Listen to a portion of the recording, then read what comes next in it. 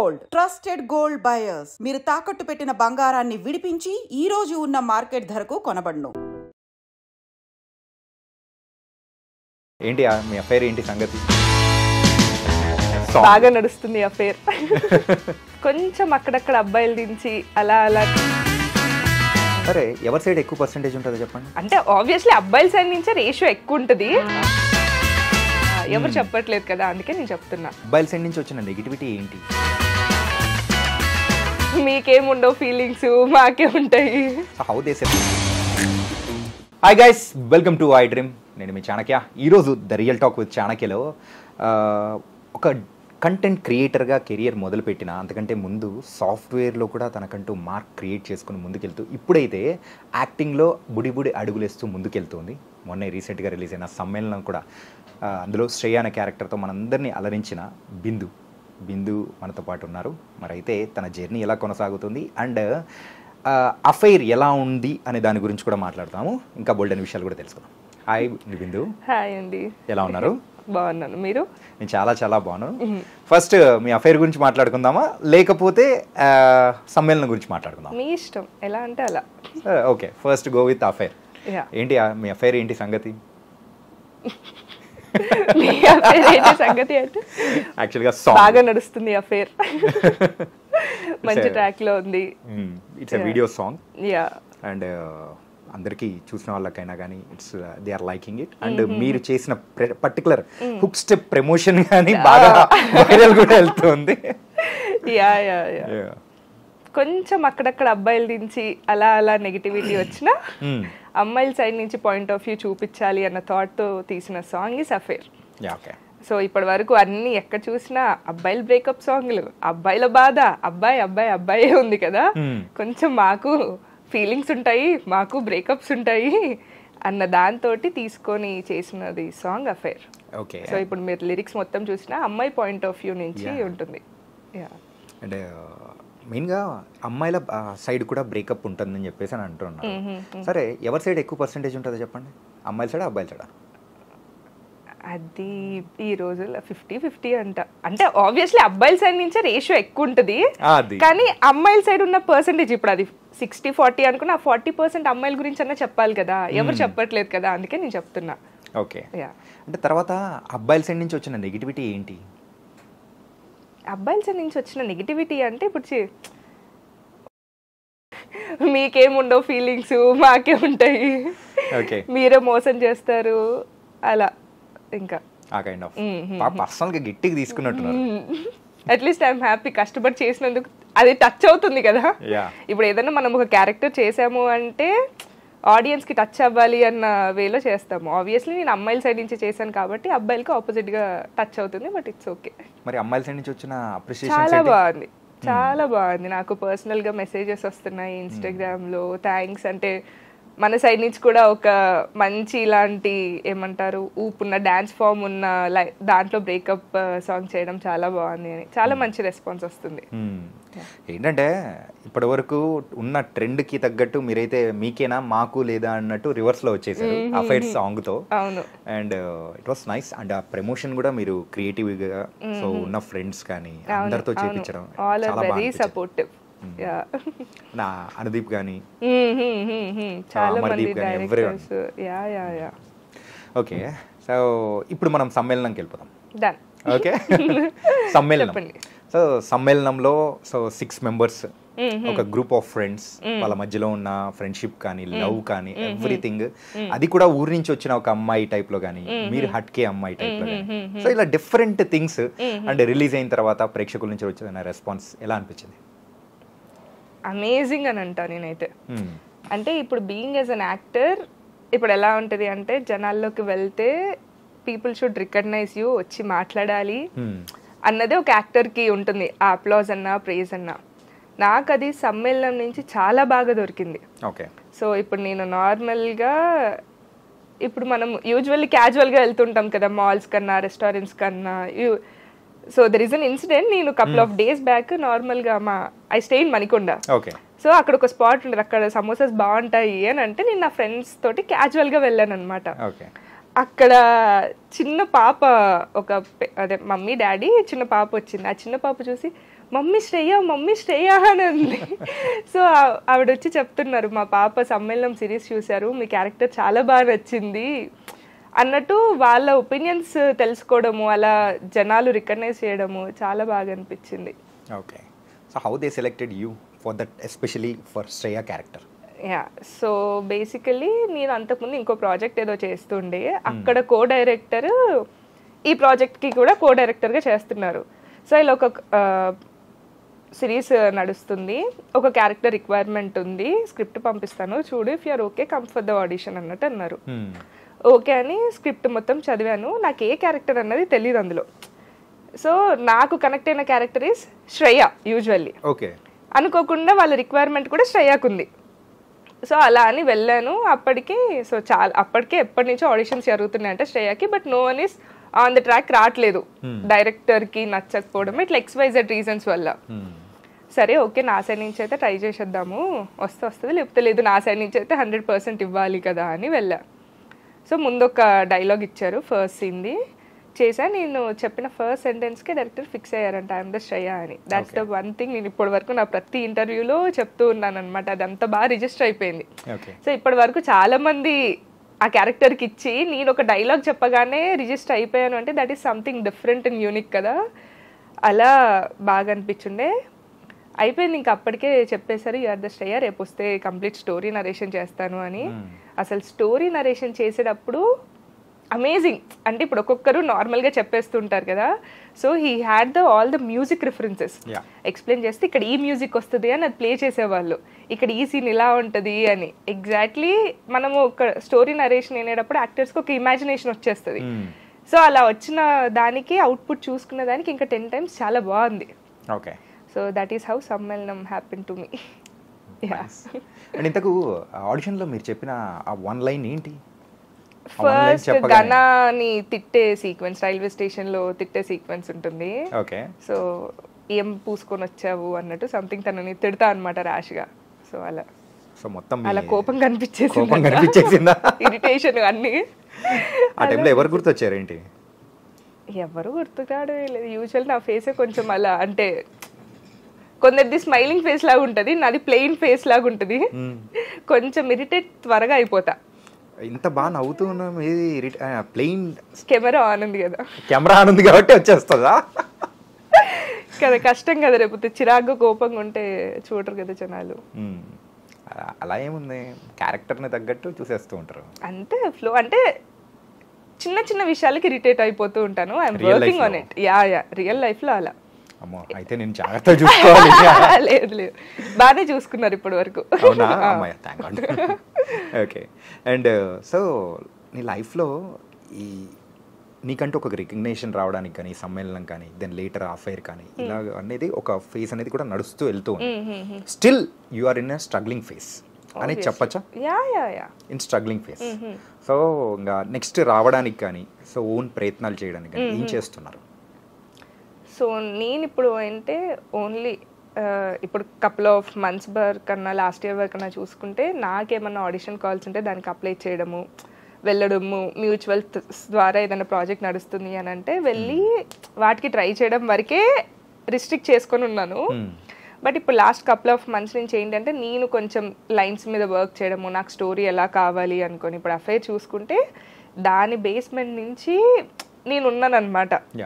ప్రతి ఒక్కటి చూసుకోవడం. I have a team, cloud studios అని ఒకటి ఉంది.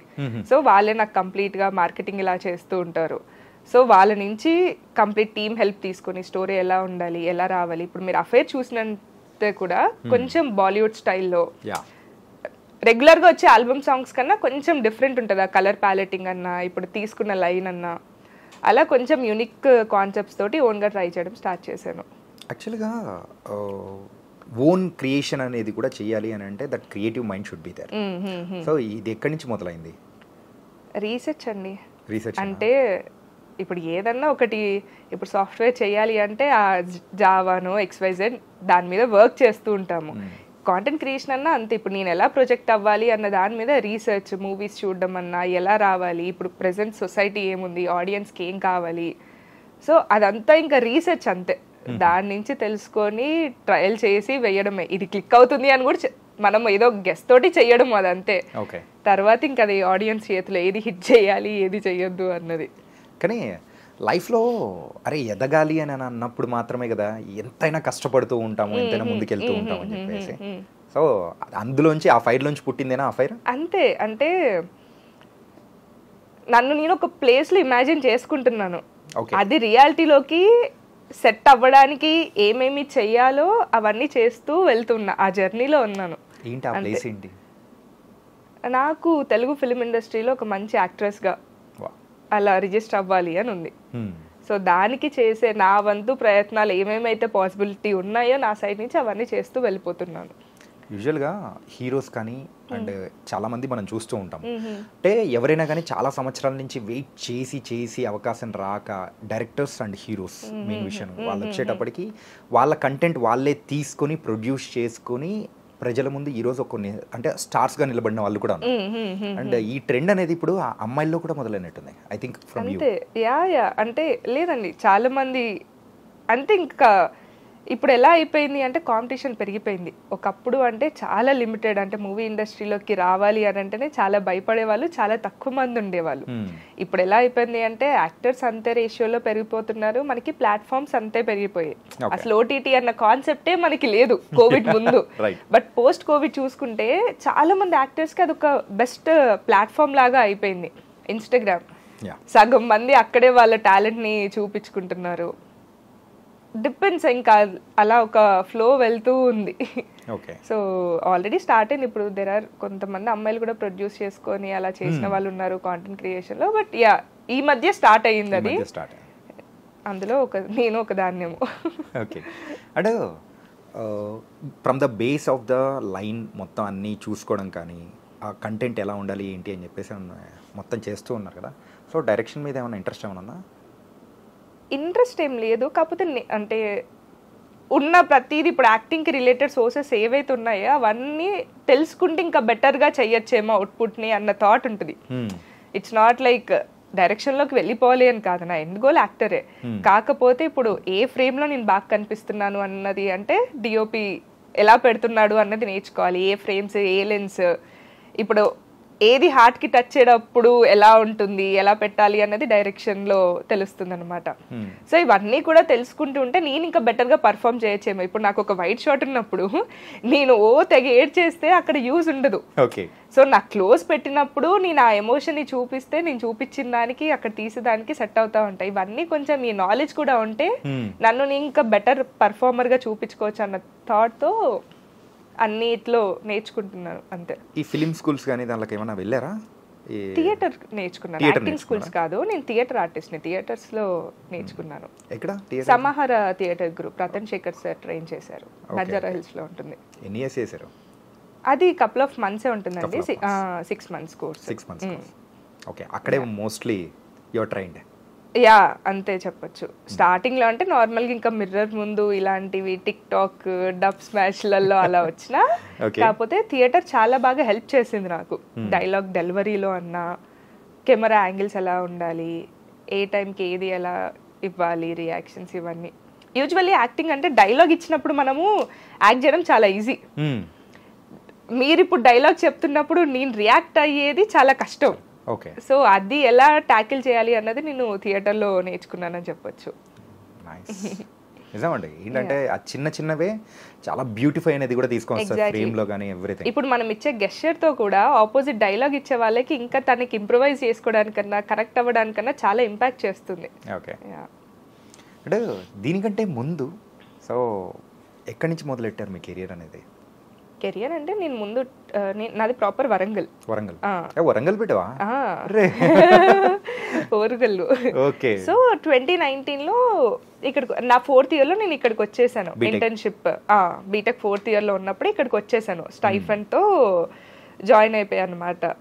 దాని తర్వాత ఇంకా మమ్మీ వాళ్ళ యాజ్ యూజువల్ పేరెంట్స్ ఉంటారు కదా యాక్టింగ్లోకి అని అంటే, ముందు ఎంఎన్సీలో జాబ్ తెచ్చుకో తర్వాత నీ ఇష్టం అని అంటే, అలా I have get in to Accenture. అక్కడ కపుల్ ఆఫ్ మంత్స్ చేశాను. సో అక్కడ చేస్తూ వీకెండ్స్లో ఈ కాస్టింగ్ కాల్స్ ఇలాంటివి ఉంటే అన్నీ వెళ్ళి ఆడిషన్స్ ఇవ్వడము అలా చేస్తూ ఉండేదాన్ని. అక్కడి నుంచి చిన్న చిన్నగా కాంటాక్ట్స్ బిల్డ్ అవుతూ వచ్చాయి. కపుల్ ఆఫ్ మంత్స్ తర్వాత 5 days ఏదో దానికి పెట్టి 2 days అదేదో నచ్చలేదు, ఇంకక్కడ మానేసి ఫుల్లీ అప్పుడు థియేటర్స్కి నేర్చుకున్నాను.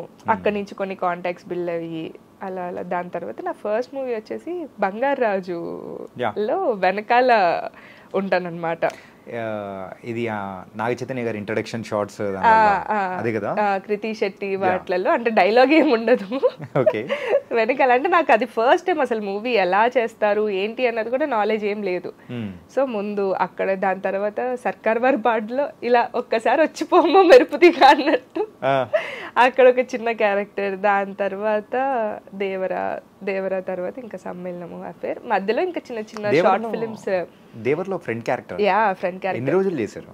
అది ఒక 15 days to 20 days అయింది. గోవా? గోవాలో ఎక్కువ అయింది. ఇక్కడ ఒక 2 to 3 days ఉన్నా, మోస్ట్ ఆఫ్ ద పార్ట్ గోవాలోనే అయింది. ఓకే. ఓ, ఇన్ని మూవీస్ అనేది చేసుకుంటూ నౌ యు ఆర్ ఇన్ ఒక స్టెప్ ఎక్కి. Yeah, exactly. It's not like directly సమ్మేళనం అవ్వడము అలా అవ్వలేదు. ఇదొకటి, ఆ డ్రైవ్ అనేది ఉంటేనే మనము చిన్న చిన్న స్టెప్స్ తోటే ఏదన్నా. కానీ ఇంట్లో వాళ్ళు ఏమనలేదా? యాక్చువల్గా మీరు స్టార్టింగ్లో ఉన్నారు ఏంటంటే, ఒకప్పుడు అంటే వేరుగా ఉండేది, కానీ ఇప్పుడైతే సో ఎక్కువ ప్లాట్ఫామ్స్ అయిపోయాయి, కాంపిటీషన్ పెరిగిపోయింది అని చెప్పేసి అమ్మాయిలు కూడా ఈ రేంజ్లో కాంపిటీషన్ ఇస్తూ రావడానికి గల రీజన్ ఏంటంటారు? What's the changes is happen? Scope ఎక్కువ పెరిగింది అని చెప్పుకోవచ్చు. అంటే యాక్టింగ్కి అంటే ప్లాట్ఫామ్స్ ఎక్కువ పెరిగిపోయాయి. అందరికి ఇప్పుడు ఇన్స్టాగ్రామ్ వచ్చి ఆ ఫేమ్ అనేది జనాలకి తొందరగా నచ్చేస్తుందేమో మేబీ అలా. అంటే దెర్ ఆర్ పీపుల్ యాక్టింగ్ మీద ప్యాషన్ తోటి వచ్చే వాళ్ళు కొంతమంది ఉంటారు, కొందరికి ఓన్లీ ఫేమ్ కావాలి అనుకొని వచ్చే వాళ్ళు ఉంటారు, కొందరికి అసలు ఏం లేదు టైం పాస్ గా చేసి ఫేమ్ వచ్చేసే వాళ్ళు ఉంటారు. It depends. ఇందులో మీరు ఏ కేటగిరీ? నేను యాక్టింగ్ కావాలి అని వచ్చిన దాన్ని. ఇట్స్ నాట్ లైక్ నాకు ఏదో ర్యాండమ్ గా వచ్చింది కాదు. నేను యాక్టర్ అవ్వాలి అనుకొని యాక్టింగ్ నేర్చుకొని యాక్టింగ్లో ట్రయల్ చేస్తున్న అమ్మాయిని. ఓకే. కంటెంట్ క్రియేషన్ అనేది ఎప్పటి నుంచి మొదలైంది అసలు? సో ప్యారలల్గానే మూవీస్లో చేస్తూ అది రెండు చేస్తూ ఉన్నారా? అంటే నాకు ఇన్స్టాగ్రామ్ పబ్లిక్ అకౌంట్ ఎప్పుడో పెట్టా, నా బీటెక్లో పెట్టినట్టున్నా. అప్పటి నుంచి ఏవో చిన్న చిన్న రీల్స్ అట్లా పెట్టుకుంటూ, కానీ దాని తర్వాత ప్రాపర్గా ఓన్లీ కాంటెంట్ క్రియేషన్ లాగా బిల్డ్ చేసుకుందాము, ఓన్లీ యాక్టర్ లాగా ప్రొఫైల్ ఉండాలి అని. దాని తర్వాత మళ్ళీ ఫోటోషూట్స్, కాన్సెప్ట్ రీల్స్ అలా చేయడం స్టార్ట్ చేశా. మధ్యలో చాలా ఆన్ అండ్ ఆఫ్ ఉండే. నాకేంటి అని అంటే ఉన్నంతసేపు బాగుంటా, సడన్ గా ఒక్కసారి మైండ్లో ఏదో పురుగు తిరుగుద్ది, కంప్లీట్ జోన్ అవుట్ అయిపోతా, సోషల్ మీడియా యాప్స్ అన్ని డిలీట్ చేసేస్తాను, ఫ్రెండ్స్ ఎవ్వరికి టచ్లో ఉండను. అలా నా బీటెక్లో కూడా నా ఫ్రెండ్ ఒక అమ్మాయి ఉండే, దాన్ని ఈమెయిల్ చేయమనేదాన్ని, వర్క్స్ ఏమన్నా ఉంటే ఎగ్జామ్స్ పీడిఎఫ్స్ ఇలా ఉంటే ఎవ్వరికి టచ్లో ఉండేదాన్ని కాదు. అలా ఒక్కొక్కసారి అలా అవుతూ ఉంటుంది, ఎందుకో తెలీదు. సో అలానే ఈ ఇన్స్టాగ్రామ్ కూడా కొన్ని రోజులు డీయాక్టివేట్ చేసేసేదాన్ని, కొన్ని రోజులు అసలు పట్టించుకోపోయేదాన్ని. ఎందుకు ఇలాగా? ఎప్పుడైనా మీకు మీరు ప్రశ్నించుకోవడం కానీ ఇలా జరిగిందా? మేబీ నాది సెల్ఫ్ టైం కావాలి అన్న ఫేజ్లోకి వెళ్తానేమో. సో అలా ఉన్నప్పుడు నాకు ఎలోన్గా ఉండడం ఇష్టం. ఓకే. నా సెల్ఫ్ టైం నేను ఎవరితోటి మాట్లాడకుండా కొంచెం అలా నాకు నేను ఏమంటారు మళ్ళీ ఎనర్జీ గెయిన్ చేసుకోవడం అను, అలా ఇండివిజువల్గా ఉన్నప్పుడు ఐ ఫీల్ బెటర్. కానీ మనం ఉన్న ఫీల్డ్ లో అంత అలోన్ గా ఉండడం అంటే, నేను మన ఫీల్డ్ లోకే అసలు ఆపోజిట్, చాలా ఇంట్రోవర్ట్ ని. కానీ ఇక్కడికి వచ్చాక ఇండస్ట్రీలో ఎండ్ ఆఫ్ ద డే మనం ఉంచుకునే కనెక్షన్స్, మనం మాట్లాడే దాన్ని బట్టి ఐఎమ్ వర్కింగ్ ఆన్ ఇట్. ఇప్పుడు చాలా బెటర్ అయ్యా. స్టార్టింగ్ లో అయితే హాయ్ అంటే హాయ్, అప్పుడు కనుక ఇంటర్వ్యూకి పిలిచినట్టే ఎస్ నోలు కూడా వచ్చేవో రావో తెలీదు. నేను 8 మార్క్స్ క్వశ్చన్ అడిగితే 2 మార్క్స్ కూడా వచ్చేవి కాదు, హాఫ్ మార్క్స్ వచ్చేది. ఇంత మారడానికి ఇది ఇండస్ట్రీ అనేది హెల్ప్ చేసిందట. అంటే జర్నీ, మన జర్నీ ఎవరో నేర్పించాల్సిన అవసరం లేదు, మన లైఫే మనకి అన్ని నేర్పించేస్తుంది. అంటే అప్రాక్సిమేట్లీ ఒక 6 years నుంచి ఇండస్ట్రీలో ఉన్నారా? 6 years నుంచి అంటే 2020 నుంచి, మధ్యలో 2 years కోవిడ్ అప్పుడు ఇంటికి వెళ్ళి బజ్జున్నాను, దేవుడికి ఇచ్చేయచ్చు. యా, సో ఆ 2 years డిలీట్ చేయాలి కదా మనము. ఓకే. సో అది కాకుండా మిగతా ఇయర్స్. ఈ జర్నీ మొత్తం మీద ఎప్పుడైనా కానీ సో ఇండస్ట్రీ వైజ్లో కానీ ఎప్పుడైనా కానీ ఇబ్బందులు ఎదురైనది కానీ ఏదన్నా ఉండిందా? ఇబ్బందులు అంటే ఎలాంటివి? ఇబ్బందులు అంటే డ్యూరింగ్ మనము కాస్టింగ్ కాల్కి వెళ్ళినప్పుడైనా కానీ, సో సమ్ ఎక్స్ పర్సన్స్ నుంచైనా కానీ, సో ఇండస్ట్రీ ఎందుకు అని వదిలిపెట్టేసి వెళ్ళిపోవాలని అనిపించిన సందర్భం కానీ అంటే కొంతమంది మనం ఏం చేయకపోయినా కానీ మన మీద రివర్స్లో వేసేవాళ్ళు కానీ ఇట్లాంటిది? ఆ రివర్స్లో వేయడం అలాంటివి ఏమీ లేదు. ఐ వాజ్ వెరీ కాన్షియస్ అనమాట. ఎవరితో ఎలా ఉండాలి, ఎక్కడి వరకు ఉండాలి అన్న దాంట్లో చాలా పర్టికులర్గా ఉంటా, చాలా కాన్షియస్గా ఉండి మాట్లాడేటప్పుడు. ఓకే. అండ్ ఇబ్బందులు ఫేస్ చేయకుండా ఎవరి జర్నీ ఉండదు. అది యాక్టింగ్ అనే కాదు, నువ్వు సాఫ్ట్వేర్ జాబ్ అన్న నీకు వెళ్ళిన ఫస్ట్ జాబే నువ్వు కొట్టేసావు అని అంటే ఇంకా నువ్వు నక్కతోకదొక్కేవో అని అనొచ్చు. సో ప్రాబ్లమ్స్ అనేది ఇట్స్ క్వైట్ కామన్. కానీ టిల్ ద సెకండ్ హోప్ అనేది నేను లూజ్ అవ్వలేదు. దట్స్ ద వన్ థింగ్ నన్ను హోల్డ్ చేస్తూ ఉంది. హోప్ లూజ్ అయ్యాను అని అంటే ఇంకా ఏం ఉండదు అక్కడ. ఈ అంటూ ఉంటారు కదా, అంటే యూజువల్గా అమ్మాయిలు ఈ ఫీల్డ్లోకి ఎందుకు పేరెంట్స్ ఎంకరేజ్ చేయరు అని అంటే, అరే అందులో అంటే అబ్బాయిలు సరిగ్గా ఉంటారు, అంటే ఇండస్ట్రీ అలాంటిది అని చెప్పేసి ఒకటి పెట్టుకొని ఉన్న పేరెంట్స్ వాళ్ళు ఇంకా ఉంటారు కదా. సో అలాంటి సిచ్యువేషన్స్ ఏమైనా ఎదురైన సందర్భాలు? కాస్టింగ్ కౌచ్ లాంటిది నాకు స్టార్టింగ్లో ఉండే అండి.